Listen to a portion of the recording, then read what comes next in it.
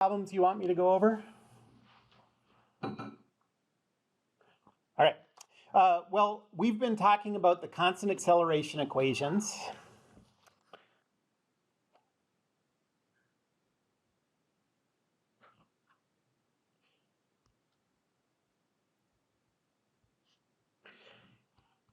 And you can use those anytime the acceleration of an object doesn't change during its motion.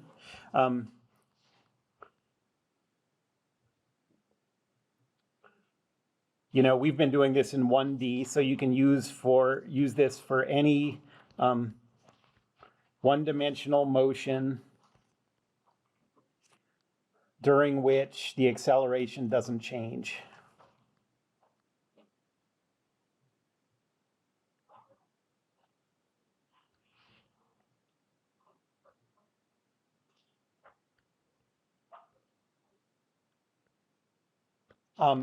The most important case of constant acceleration motion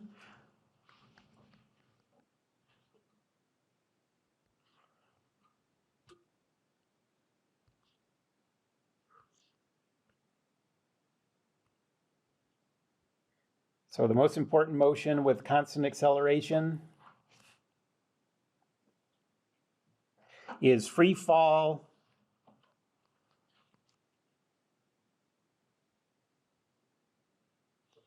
and projectile motion. I'm going to think of these as synonyms.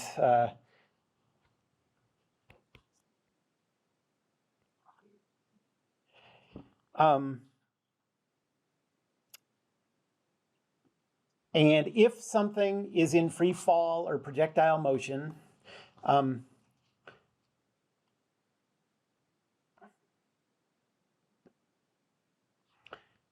so free fall or projectile motion always accelerates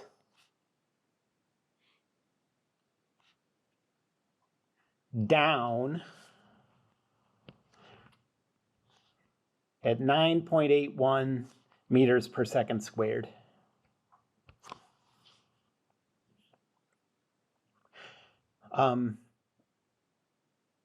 Okay, so no matter what the object is, if it's in free fall, it falls the same. Okay, so the first thing I want to bring up is, you know, I said at the beginning of the class that when these cases come up where your intuition is likely wrong, I'm going to try to be really clear about that so you can sort of go into your brain and correct it, you know. This is the first one of those that we're seeing. So I'm going to call this common misconception 1.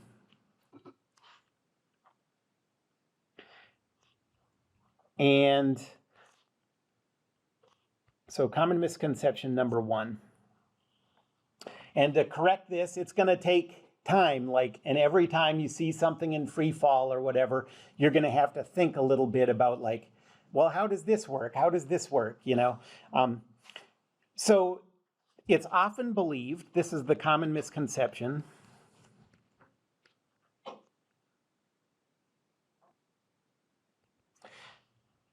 that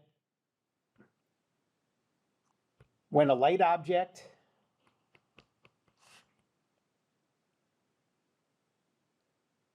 and a heavy object are dropped,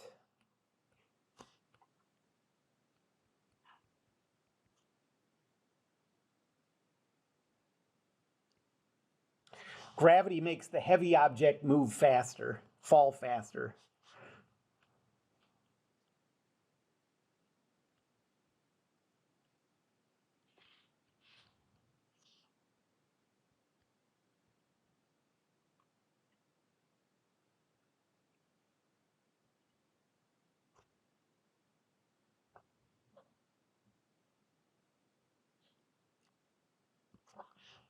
What really happens, so let's say the truth is gravity makes everything fall the same, no matter what its mass is, no matter what its size is. So gravity makes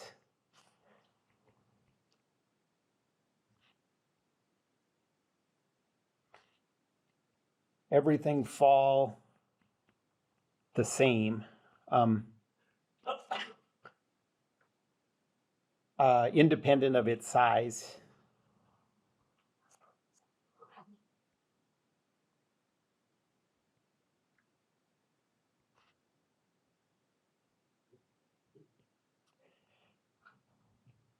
Differences, the differences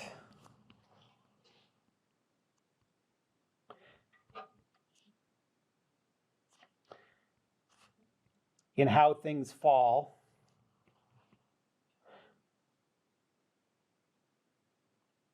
are entirely related to air resistance.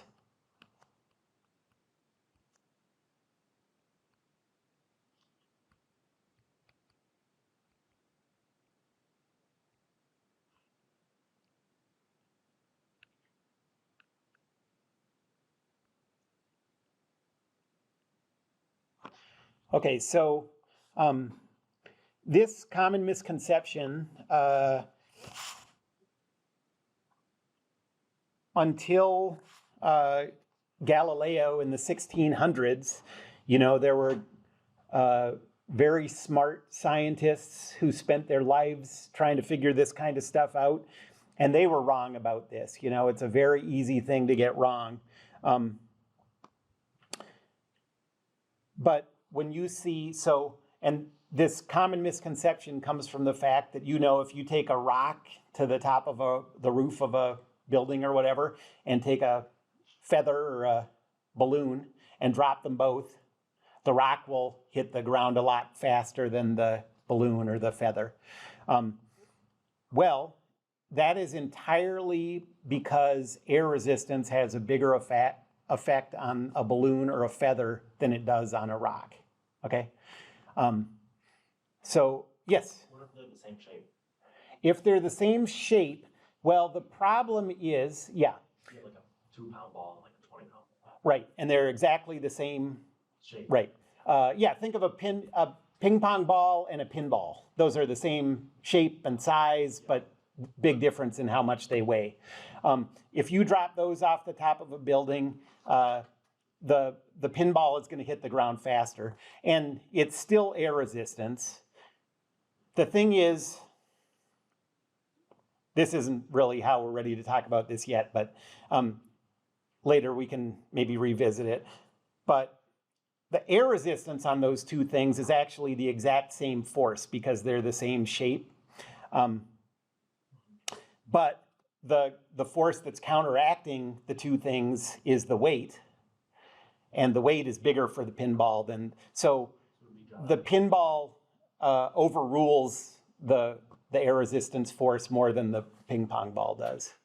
That's the way that works. We draw that like a free body diagram. Yeah, let's wait though, because for now that would be, I think, just confusing, and it's going to be confusing enough when we get to it. Okay, so like, I'm telling you that if we went into a room that had all the air sucked out, and you dropped a feather and a bowling ball at the same time, they would fall exactly the same. It's kind of hard to wrap your head around, but yeah, and I'm going to show you a video of that right now, okay? Where they go to a big facility where they have the ability to suck all the air molecules out of it. I'm sure it's very, very expensive to do it. And once they've sucked all the air out, they take a feather and a bowling ball, and they drop them. First, they do it with the air in, and it happens exactly like you'd imagine. The bowling ball smashes into the ground and the feather flutters down. Then they take the air out and drop them, and they fall exactly the same.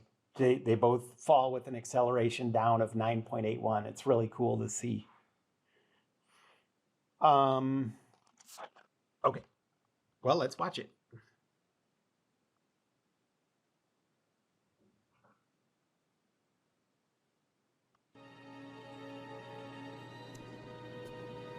This is NASA's Space Power Facility near Cleveland, Ohio, and it is the world's biggest vacuum chamber. It's used to test spacecraft in the conditions of outer space, And it does that by pumping out the 30 tons of air in this chamber until there are about 2 grams left. And it's kind of got an eccentric history. It was built in the 1960s. So he just said that if you weighed all the air in this building, you might think like air doesn't weigh anything, but if you weighed all the air in here, it's 30 tons. That's how much the air just weighs. And they're going to pump out this air out of this facility so effectively that there will only be 2 grams left of that 30 tons. So basically, after they pump it out, it's going to be empty. It's not going to have anything in it. As a nuclear test facility to test nuclear propulsion Can you systems. tell whether they've pumped it out yet or not? Yeah, They haven't. How can you tell? the door's open. The door's open. That's true. I was going to say because he's alive, but yeah, that's right. The door's open. I've never noticed that before.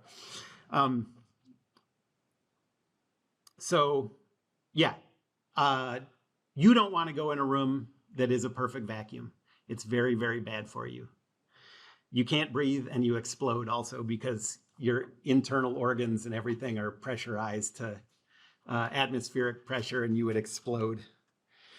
And that meant that they built it out of aluminium to make the radiation easier to deal with.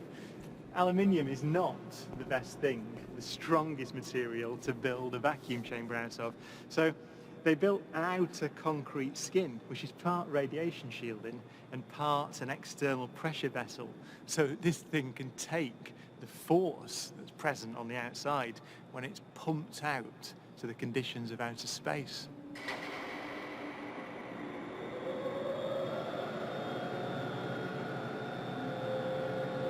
Galileo's experiment was simple. He took a heavy object and a light one and dropped them at the same time to see which fell fastest. Okay, so this is before they pump the air out and you're just going to see them fall the way you would see it if we did it in the room right now.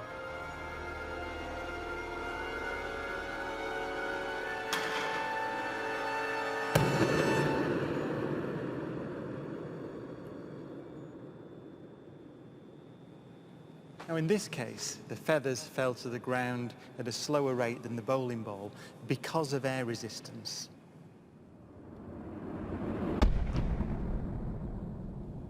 So in order to see the true nature of gravity, we have to remove the air.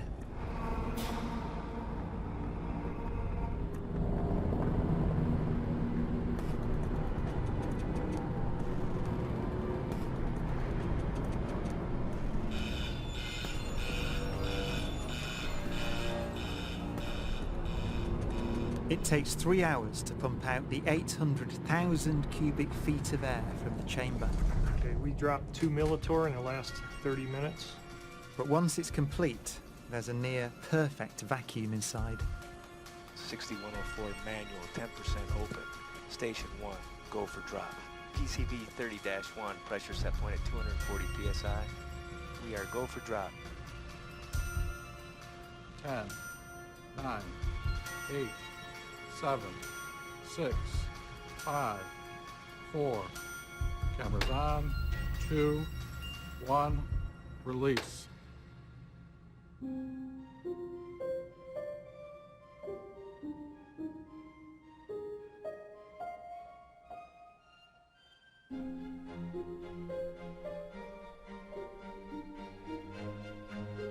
I wish they showed it in real speed. You know, obviously this is slowed way down to just show the details, but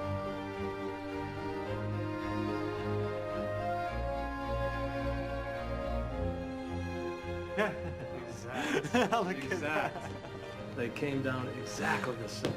Wow. Look. Watch right there. Look at how they hit right there. Exactly. and the feathers don't Exactly flutter the or same. anything in the air. You know, you just see them falling because there's no air to disrupt. That's just brilliant.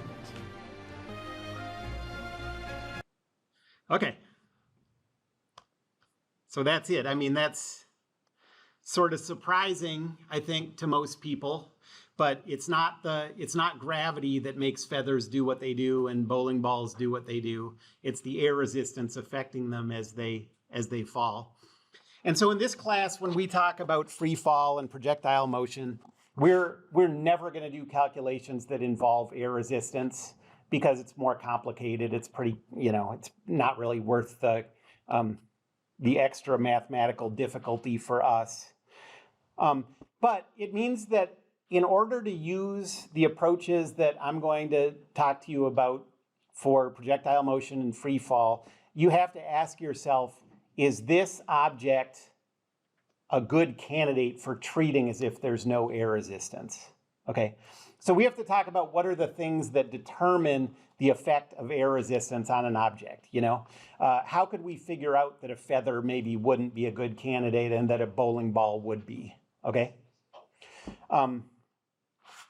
Okay, so these are the things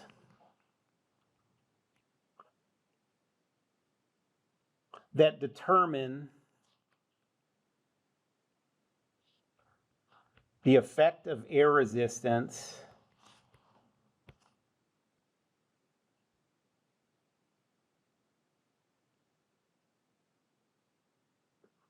on an object's motion.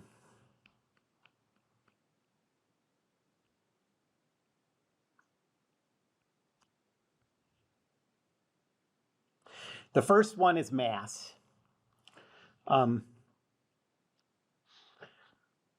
So if you have two objects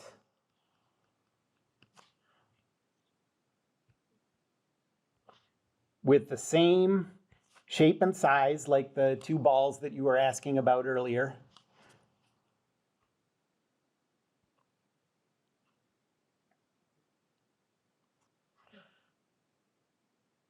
but different masses,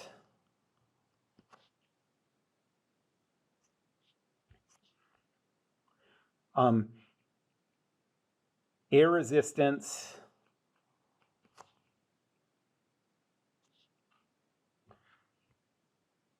will affect the motion of the lighter one more.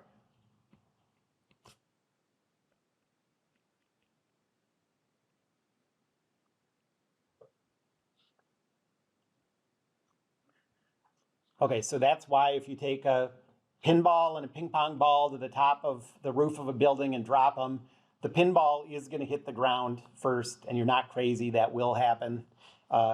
It's not gravity that does it. It's the fact that everything is the same about those two balls except the mass, and so air resistance affects the lighter one more, okay? The second thing that has an effect is the surface area.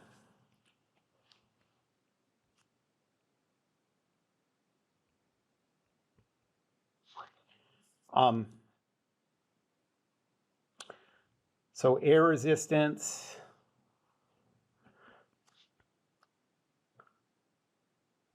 affects the motion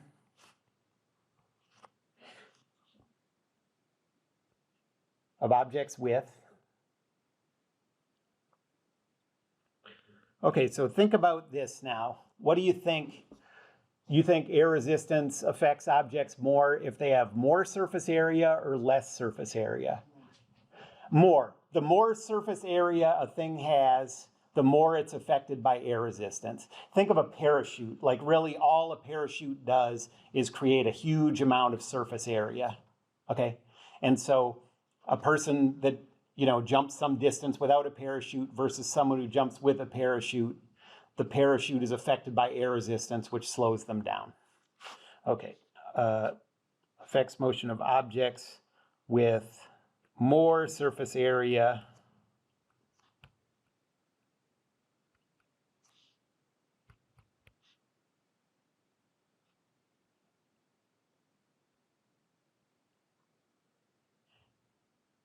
and that's, if you think about the surface area of a feather with all its tiny little projections, it has a huge amount of surface area, and that's why they catch the air so well, which is, really how they evolved that way, Catching air is what feathers want to do.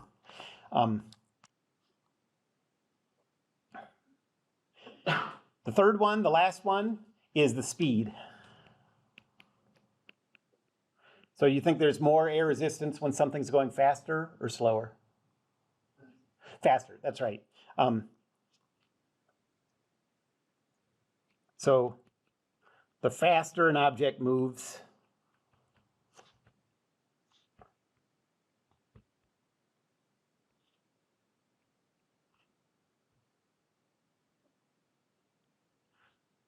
the more air resistance affects its motion.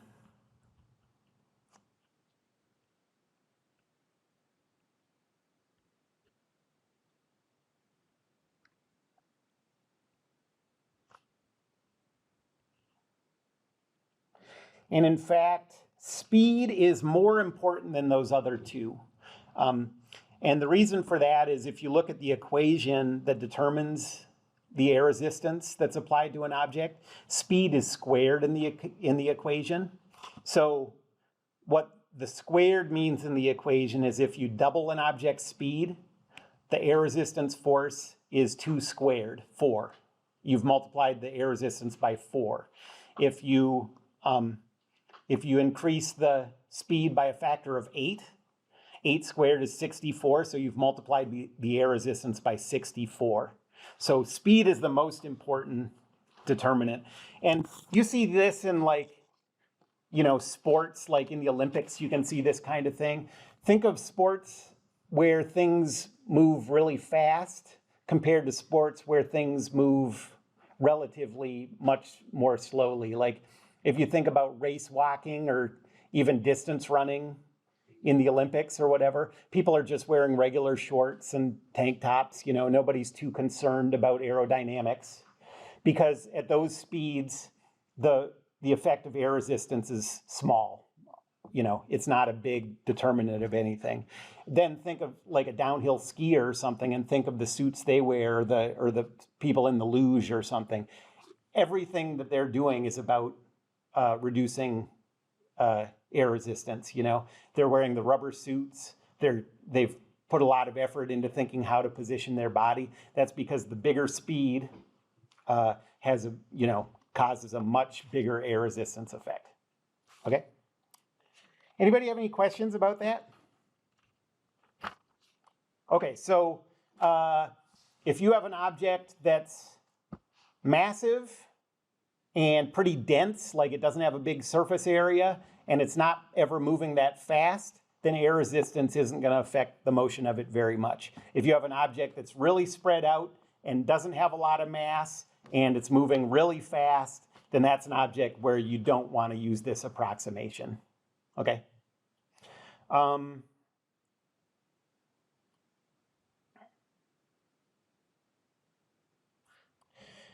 Notice that the speed thing means that it's not about a single object. Does this object have would it be affected a lot by air resistance? Because it depends what you do with it, If I take whatever this thing is and drop it down to the table, okay?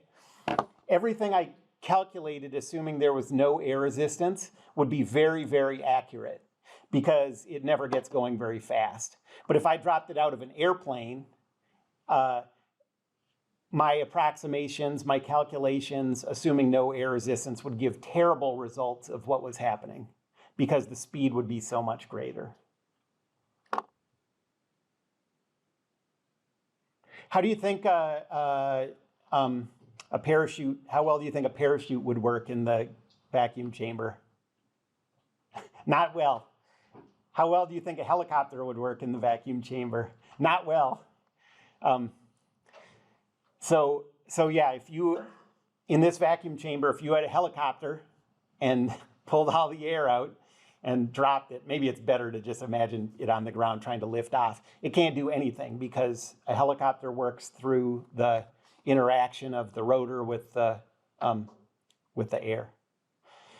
Let me say one more thing about this. It feels like I'm just talking, but like for mountain climbers in the Himalayas going up the tallest mountains in the world, K2 and Mount Everest and stuff, every year people die on those mountains, storms come up and and the people can't get down and nobody can go rescue them. And you might think like, God, why don't, like, are they so, like, it's not worth it to fly a helicopter to save someone's life, to fly up to the middle of a mountain and save someone?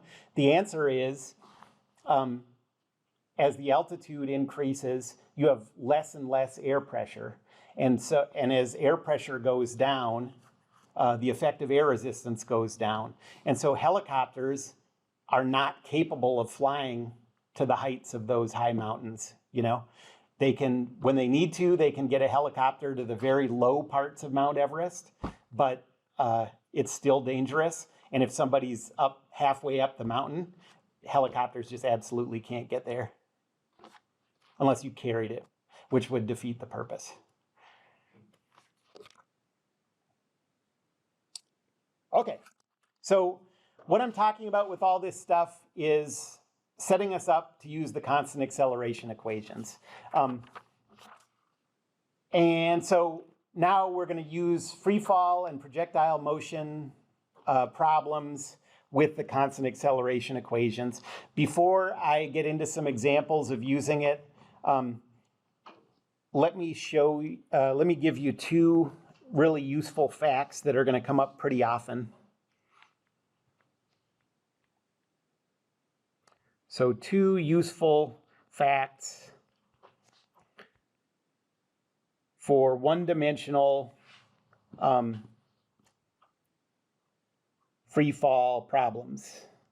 And when I say free fall, I mean projectile motion too. So these are things that are launched up or launched down or whatever.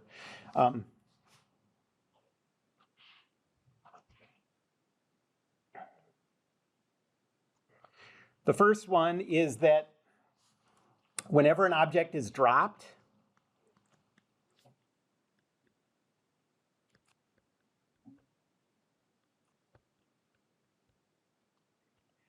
at the instant it's released,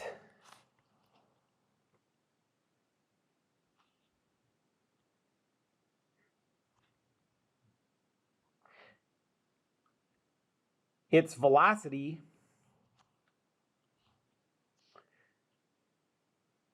matches the velocity of what it's dropped from.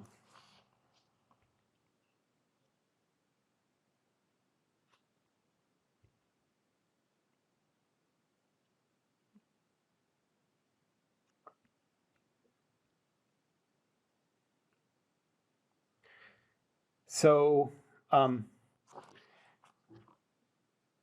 if you're standing on an elevator and you drop an object, at the instant you let go of the object, its velocity is whatever the elevator's velocity is. Then after that, it changes because the elevator is going with like a constant speed and the thing is in free fall.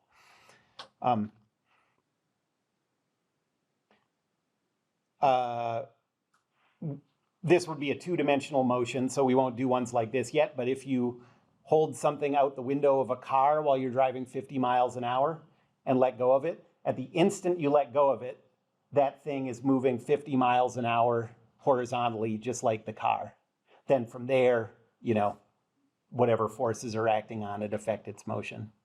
Okay, but at the instant you release it, the velocity is the same as the velocity of the vehicle or whatever. The second useful fact is if an object is launched up,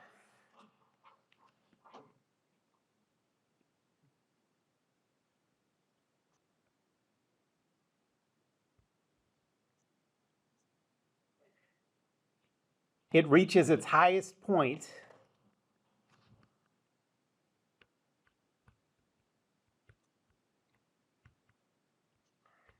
when its velocity is 0.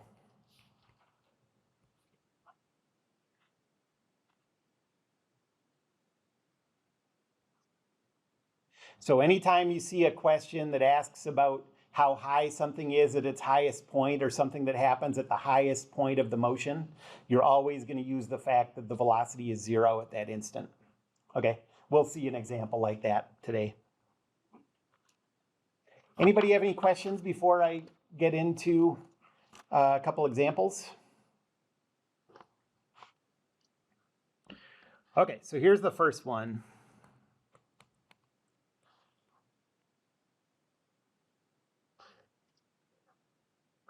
Okay, so the question is, how high is this bridge?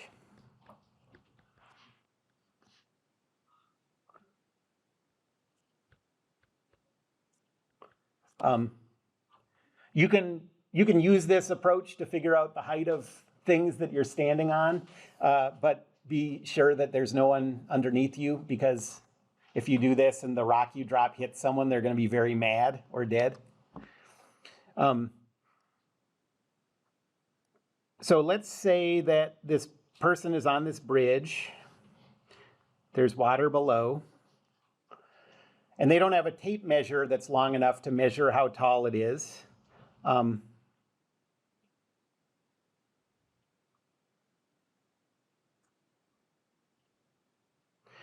But they find a rock.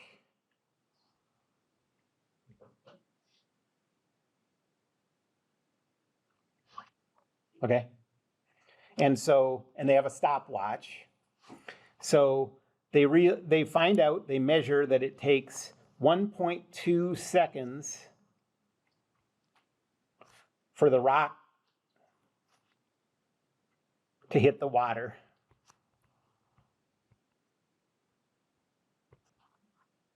Okay. How high are they dropping it from is the question. So you understand what we're trying to calculate here?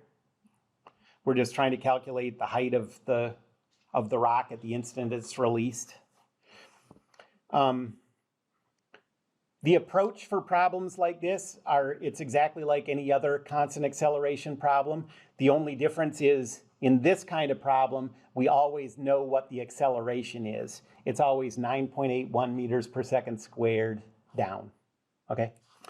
So the first step in a problem like this is to choose a zero position, a positive direction, a time equals 0 instant when you start your stopwatch, and a time final instant when you turn your stopwatch off.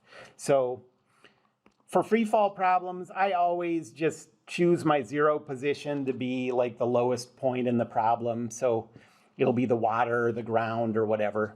You don't have to do that, but that's what I tend to always do. And I tend to always make my positive direction up.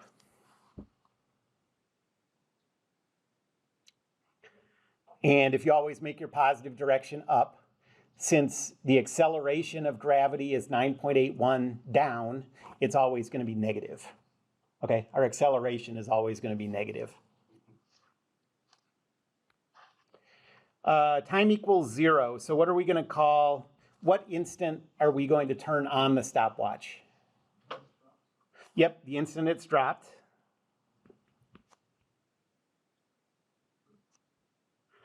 And when are we going to click it off? When it reaches the level of the water?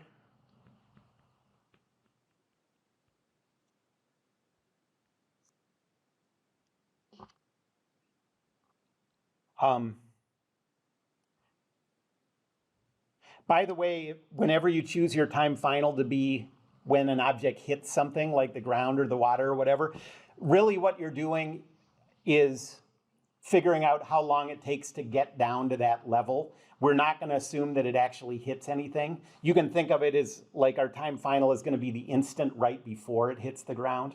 Okay. And now that we have those, we're going to figure out what variables we know and what variables we want.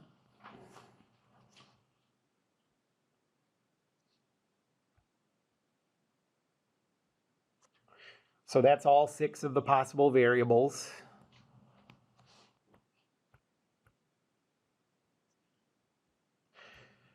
Okay, do we know what the stopwatch says when we turn it off? 1.2. That's right. So TF is 1.2 seconds. Do we know the acceleration? Right. Yes, it's free fall. So, and remember, the signs of these things are important. R positive is up. Gravity makes things accelerate down. And so this is negative 9.81 meters per second squared. Do we know the position of the rock at the instant it's dropped? No. Do we want that? Yeah, that's what we're trying to calculate.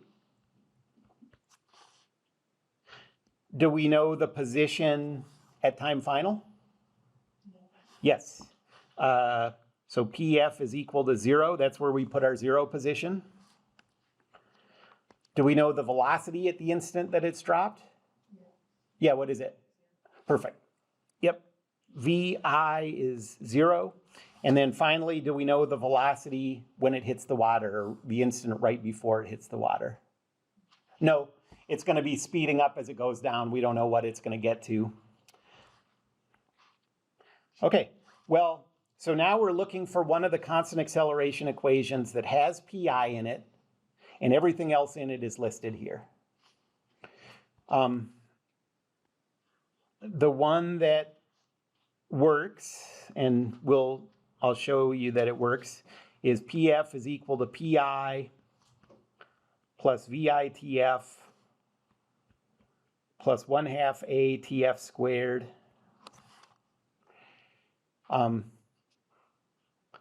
So PI is in it, and then PF, yes, VI, yes, TF, yes, A, yes. So we know this one's going to work.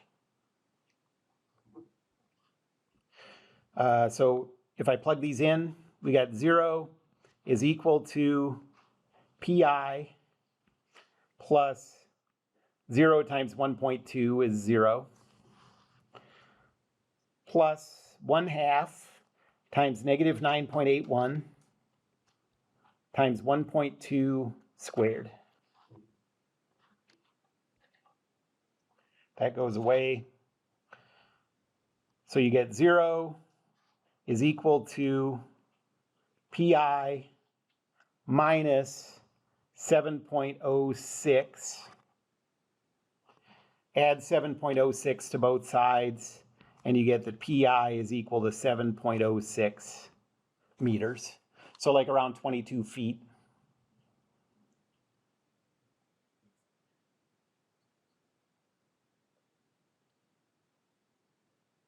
Any questions about that?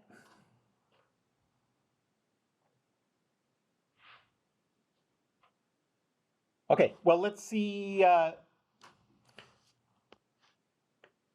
that we've solved how high it goes from, and well, using what we knew before also, let's figure out how fast this is moving at the instant that it hits the water, okay? So part B. And actually, let me word it differently. Let's say, what's the velocity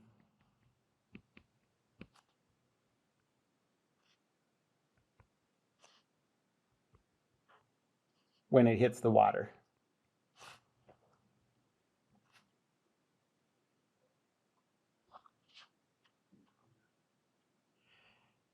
Well, we know we don't have to change our 0 position and positive direction because those are totally your choice. You can do those with any choices of those.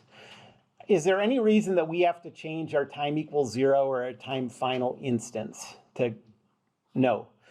So what do you look for to know whether you have to change your time equals 0 and time final? It's true that we don't have to change it here. Really what you're looking for is, are you trying to calculate information that doesn't occur at one of your 2 instants that you chose last time, okay? So like if I was trying to calculate something when the rock was halfway down, then we would have to choose a different either time equals 0 or time final instant. But we're trying to calculate something at what was our time final before, so it'll work fine, okay? So these two we can keep the same. And so if you've kept everything the same from the last part of the problem, then you can keep all your old values from the last part too. So let's see what we know and what we want.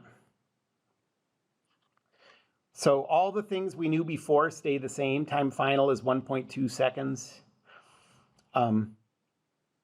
Acceleration is negative 9.81 meters per second squared. P initial, we didn't know it before, but we just calculated it. So P initial is 7.06 meters. P final is 0. V initial is 0, and we're trying to calculate V final. Well, there are two equations that'll work for this. One is this one, 2a times the quantity PF minus PI is equal to VF squared minus VI squared. And the other one is this one, VF is equal to VI plus ATF. Well, anytime you can use this one, use it. It's simpler. You don't have to deal with squares. You never have to take square roots of things, so you don't have to worry about figuring out on your own what the sign of some variable is. So we're going to use the VF equation. So VF is equal to 0 minus 9.81 times 1.2. And so VF is equal to negative 11.77 meters per second. So somewhere around 25 miles per hour.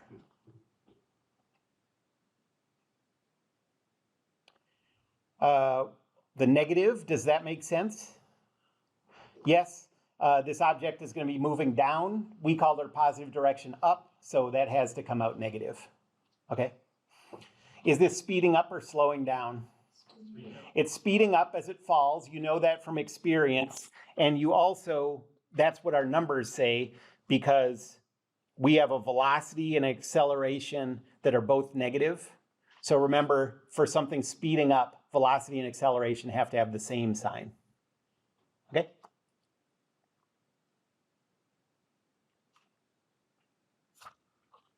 Any last questions on that one before I go on to another problem?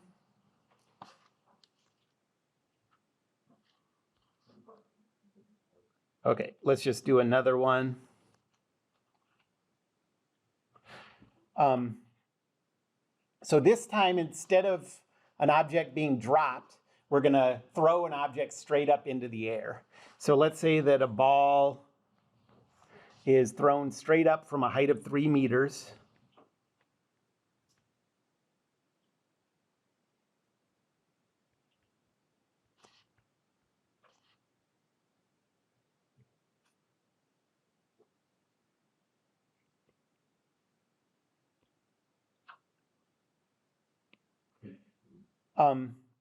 At the instant that it's released, the speed is 10 meters per second. So let's say it's thrown with a speed of 10 meters per second.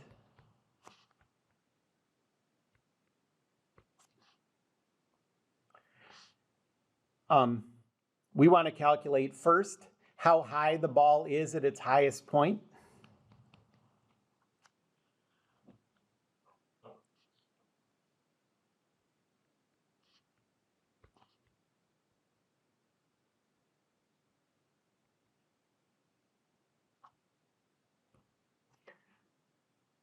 And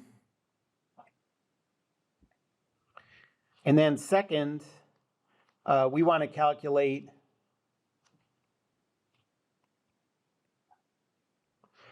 what's the speed of the ball. Well, let's calculate velocity. What's the velocity of the ball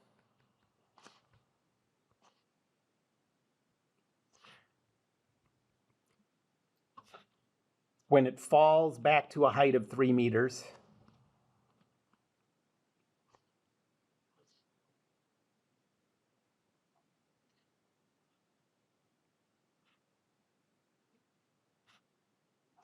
Okay, so this person's standing on a platform. They throw the ball from 3 meters off the ground. It goes up to the highest point, then it starts falling back down. Imagine the person catches it back at the height that they threw it from. What's the velocity going to be when it hits their hand? Okay?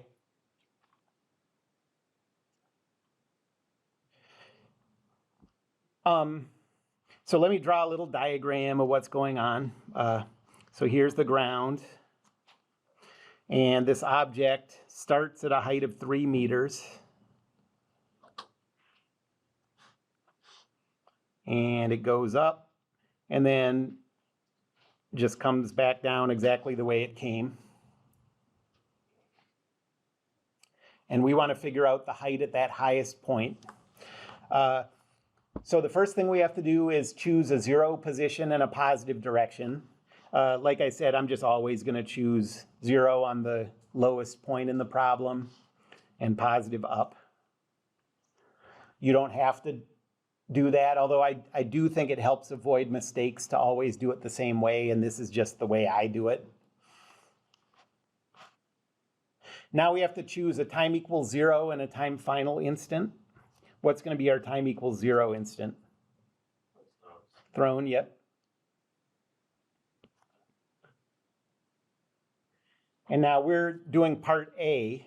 How high is the ball at the highest point? What's going to be our T final? Yep, the instant that it reaches the highest point.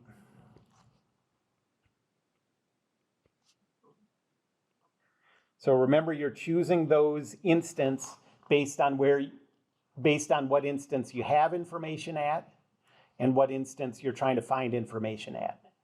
Okay.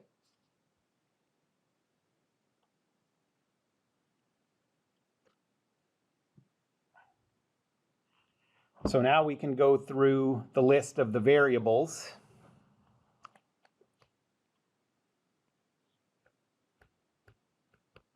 Do we know what the stopwatch says when it reaches the highest point? Nope. But we don't care about that for now, at least. Do we know the acceleration? We do know the acceleration, but remember, when this thing takes off, the thing is moving in the positive direction. Does that affect the direction of the acceleration?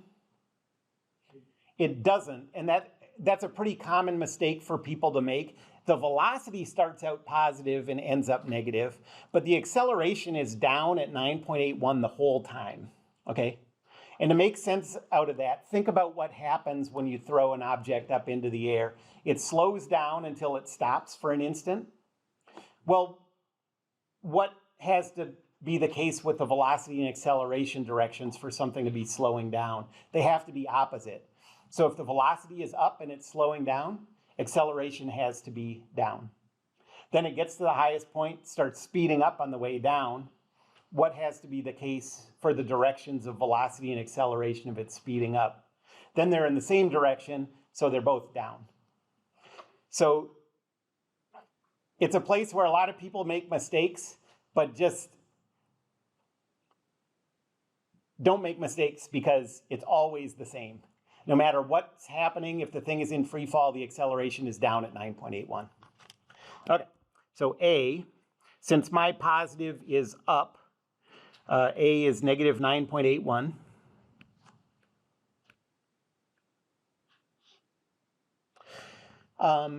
Do we know the position at time equals 0? Yep, that's right. So PI is equal to 3 meters. Do we know the position at time final? That's what we're trying to find. Do we know the velocity at time 0? Okay, yes. So think of it this way. Usually these problems will give you a speed, and remember that you're not done with the velocity until you think about the direction. So it's like, you can think of it as it's plus or minus the speed of 10 meters per second. Now, which way is it going? The way I said was positive or the way I said was negative? Positive, so we want the positive 10, yep. And then the last thing, okay, this is the one we've been waiting for the whole time. I said, if you are trying to calculate something about an object at its highest point, the velocity at that instant is 0, okay? And so you're always going to use that fact in any question that asks you about the highest point. And so this is where we use it. V final, the velocity at time final is 0.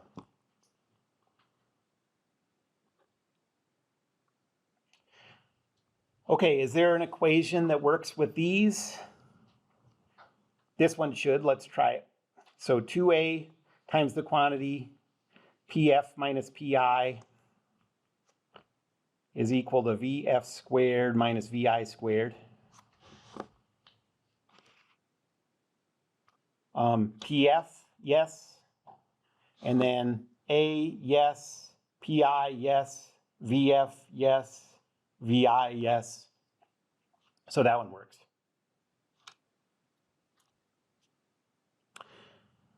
So if I plug these in, we got 2 times negative 9.81 times the quantity PF minus 3 is equal to 0 squared minus 10 squared.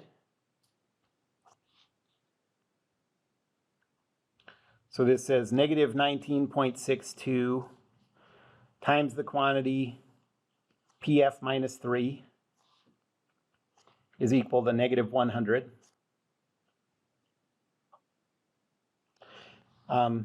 Divide both sides by negative 19.62, and you get PF minus 3 is equal to 5.08. Now add 3 to both sides, and P final is equal to 8.08 meters. About 20, I don't know, 25 feet, something like that.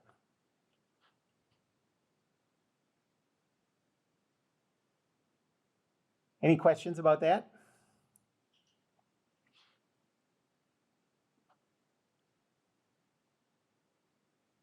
Okay, so now for part B,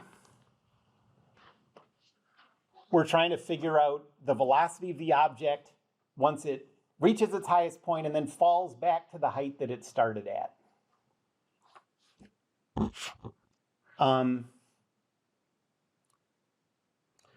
Is there any reason that we should choose our time, choose a different time equals 0 or time final? There is, we have to, because this time we're trying to calculate something at an instant that we didn't include in the first part, okay? So we can still use the same time equals 0 when it's thrown, but we're gonna have to change our time final to when it reaches that height of 3 meters, okay? So our time equals 0 can be the same, but our time final is gonna be the instant it reaches a height of 3 meters.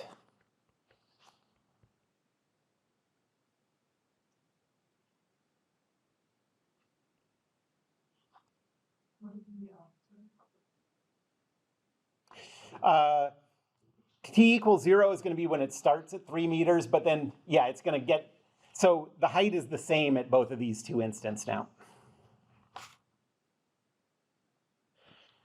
Okay, and let's go through what we know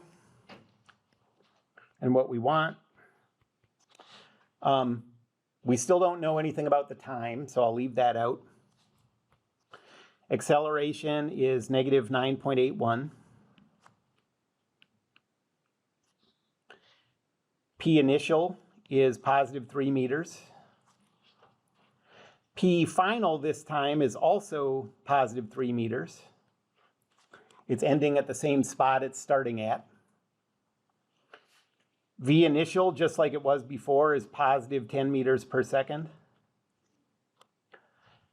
And this time we're trying to calculate V final.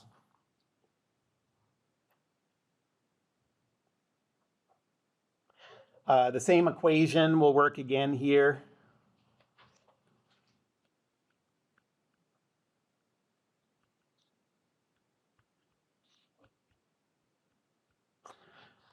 VF is in the equation, and then the other variables in the equation are A, yes, PF, yes, PI, yes, and VI, yes. So we can use this one. Okay, so we have 2 times negative 9.81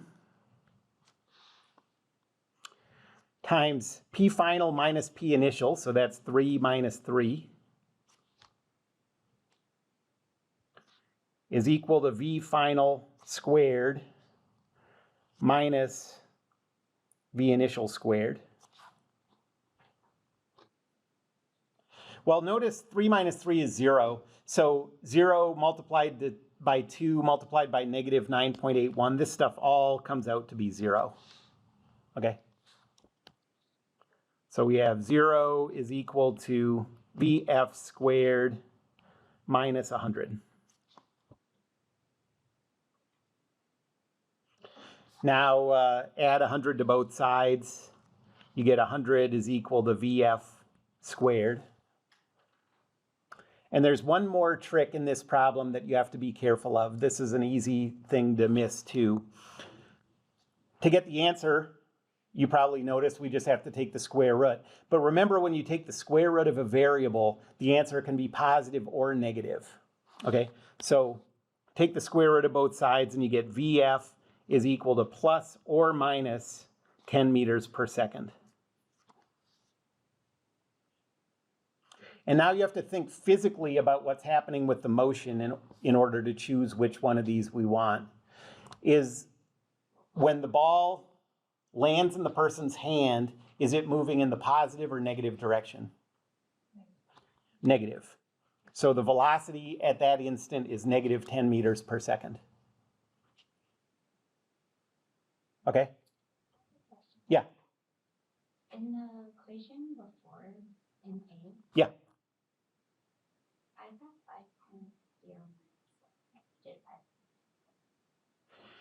I? Either one of us rounded in a different place, or I might have just written it down wrong, but it's probably like a round off issue, and I don't care about that. If it's close.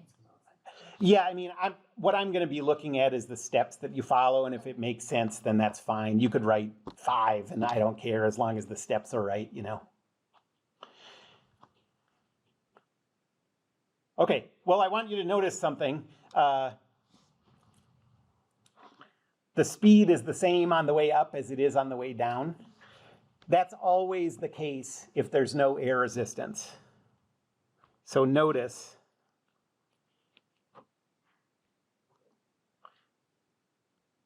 if no air resistance, just like every calculation we're going to do,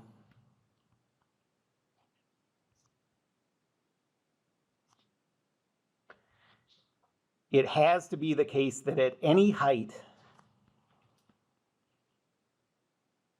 the object's speed is the same on the way up as it is on the way down.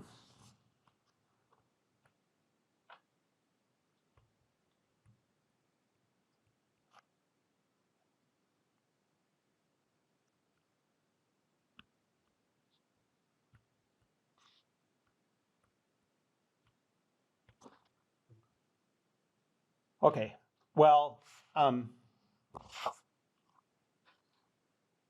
the height has to be the same, but as long as you're comparing on the way up when it goes past the height and on the way down when it goes past the same height, the speeds are always the same, just the opposite directions.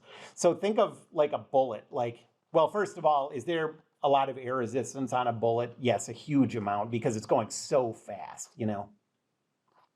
But what this says is, if you, in a vacuum, if you shoot a bullet into the air, it'll get back to that height with the same speed that it was shot out of the gun at, you know? And I mean, that's why you don't want people shooting guns into the air on 4th of July or whatever, you know? Like, well, air resistance will slow it down, but it won't slow it down enough to keep it from killing whatever it hits, you know? So this is a fact that you can just sort of remember. Anybody have any questions about those?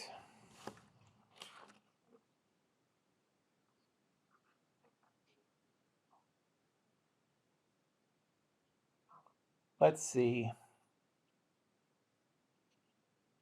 I think let's stop there, and next class I'll give you time to work through a problem or two like this. I'll give you an assignment where you work on a couple. Remember that this week we're not doing any labs. If you want me to answer any questions for you, I will be in the lab room, and I'd be happy to work through anything you want. But if you don't have any questions, you don't have to go there this week. And yeah, look for that weekly assignment. You say the weekly assignment was based on completion or reference?